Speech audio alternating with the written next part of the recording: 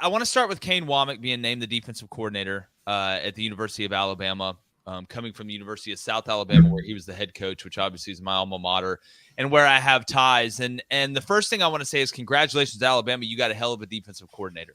Kane and Kalen DeBoer worked together at Indiana. They were both coordinators. Obviously, Kalen on offense, Kane on defense. Sounds like the name of a band, to be honest with you.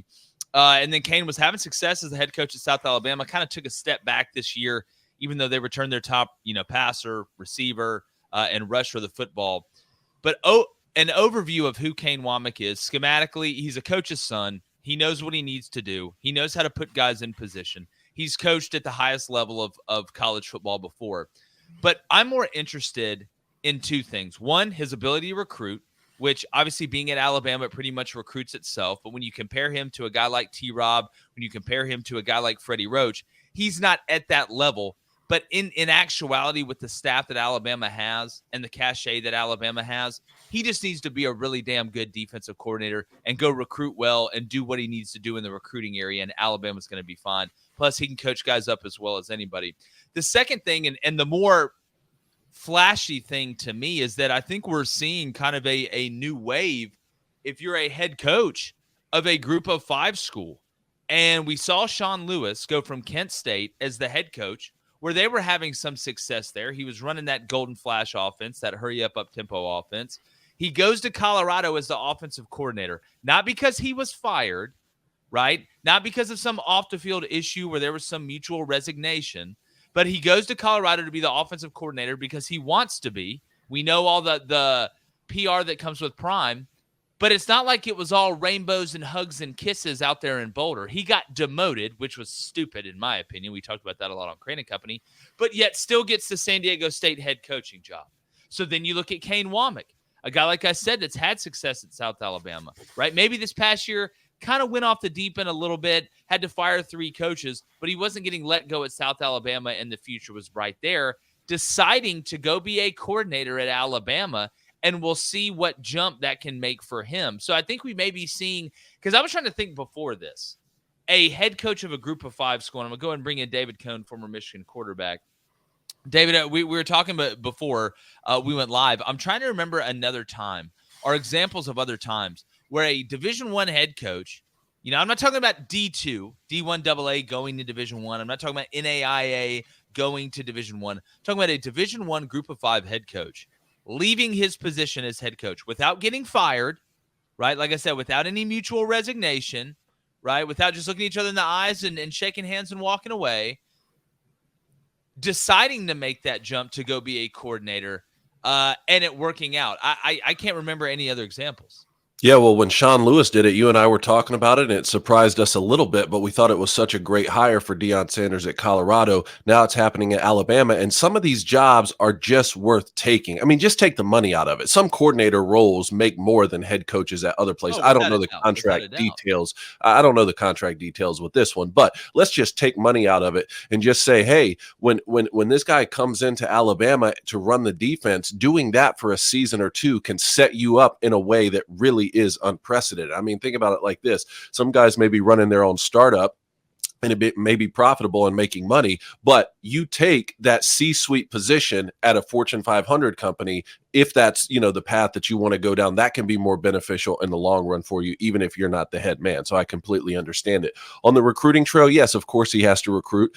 So does Kalen DeBoer. They're going to need to be obsessed with recruiting the way that Nick Saban was, because Kirby Smart is, and Hugh Freeze and these guys are. Lane Kiffin's going to be on the recruiting trail. You're recruiting against all these guys. But mostly, I need the recruiting coordinators to be out there doing their job. For a defensive coordinator, I need you to run a defense that can't be scored on. That's what I need more than anything. And especially when you look at college football, the champions these past 3 years, the defense that Kirby was able to put together in 2021 and 2022, and then what Jesse Mentor did at Michigan this past year, where they said, look, if we don't get scored on, it's hard to beat us, right? Like, that's what I need from my defensive coordinator above anything else.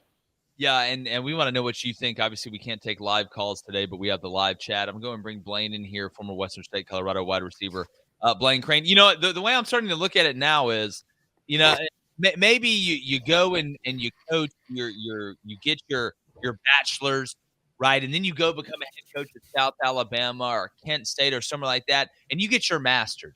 Well, apparently, right, getting your doctorate is being a coordinator at Alabama. That's apparently what the doctorate is to take that next step. We've always joked about the Nick Saban school for coaches who want to get better and learn how to do other stuff good too. Well, it seems like the money's got to be huge, right? It's just got to be for him to leave that position. But to me, it's more of an ego thing, Blaine. You know this as well. Really? Guys have to have egos, right? To make it to that level, you have to have egos. And to be the captain of the ship, like it takes a lot, I think, of leaving your ego at the door to be the head coach at a place like South Alabama and Mobile that's growing, that's competitive for a Sun Belt conference that continues to upgrade Beyonce style. But to be able to lay that ego at the door and say, you know what, I will relinquish a little bit of power to be able to go and see the beach through the forest at a place like Alabama. I think that takes I think that's a brave move, to be honest with you, because a lot of people don't want to consolidate power. A lot of people gain power and they don't want to give it up. So, I mean, I get it, but if you're offering me what, $2 million, $3 million a year, I mean, I may consolidate. You're offering me money to go coach Alabama's defense? Yes, I'm doing it 24 hours out of the day, 7 days a week.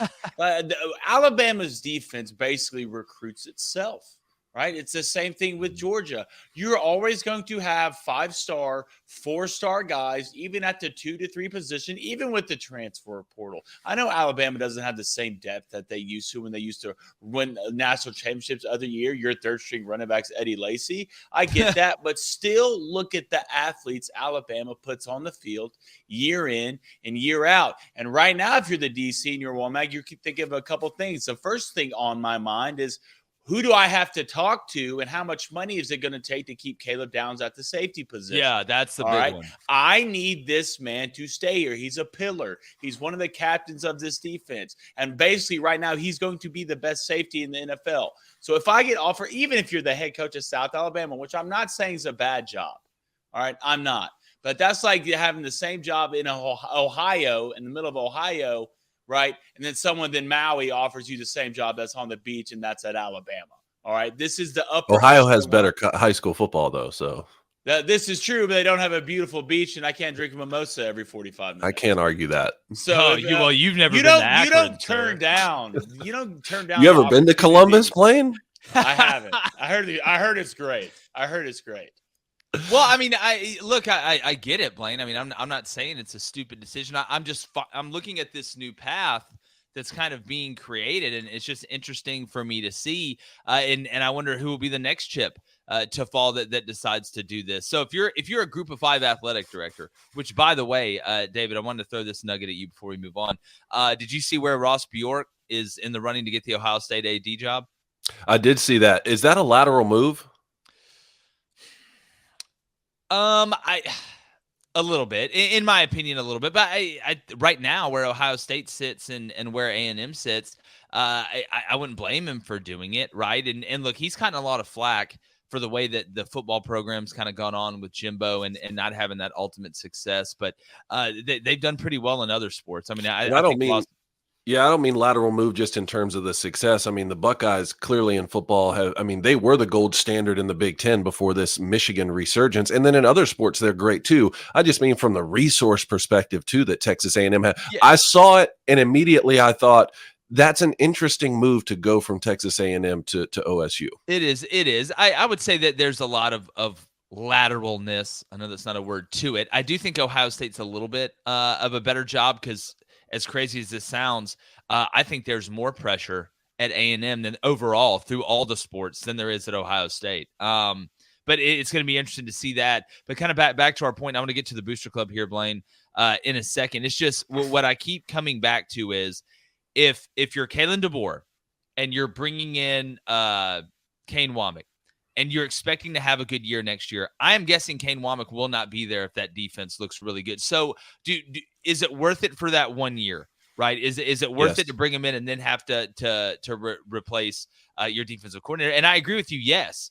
Anything first to make year is too important. It's way too important. Especially when people are saying you're not a good fit and, the greatest of all time just retired. Whatever you have to do this first year. That's why I thought it was such a big move to bring in your offensive coordinator who's been with you at every stop. No, without a doubt. I mean, they're bringing the old band back together, and they've Mm-hmm. had success. I mentioned, they were in Indiana together. Kane was a Broyles Award winner. Look, it's like I said, I have a lot of connections down there. He's very well thought of. I know the way this past year kind of ended with the three coaches getting fired, and we're going to be down in Mobile here in a couple weeks, which we're excited about for the Senior Bowl. Hey, YouTube, what's up? Thanks for stopping by. If you haven't already, hit that subscribe button. Check us out. Roll through our videos. We drop content all the time. Turn that notification bell on as well so you can be updated when we do release it.